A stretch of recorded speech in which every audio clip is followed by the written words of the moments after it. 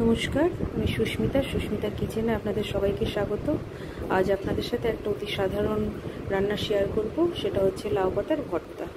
এটা বানাতে লাগছে রসুন কয়েকটা কোয়া, কালো জিরে, কাঁচা লঙ্কা, সামান্য লবণ হলুদ। আচ্ছা, লাউ পাতাগুলোকে প্রথমে আমি জল দিয়ে সেদ্ধ করে নিলাম।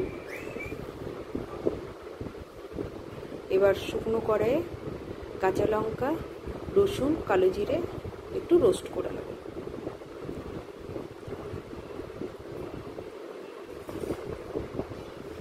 এগুলো রোস্ট হয়ে এসছে, এবার এগুলো সব মিক্সির মধ্যে দিয়ে দেব।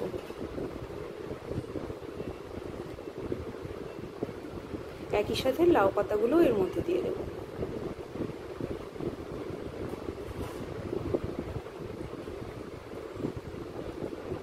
আজ আমার পেস্টটা রেডি। এবার কড়াইতে তেল গরম করে তার মধ্যে পেস্টটাকে ঢেলে দেবো।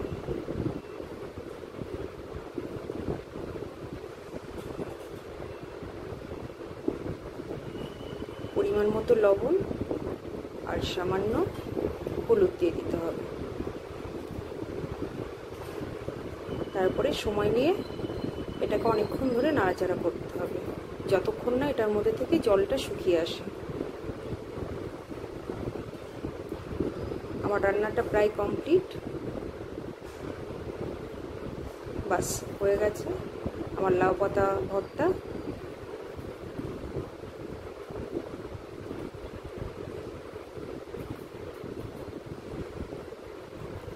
উপর থেকে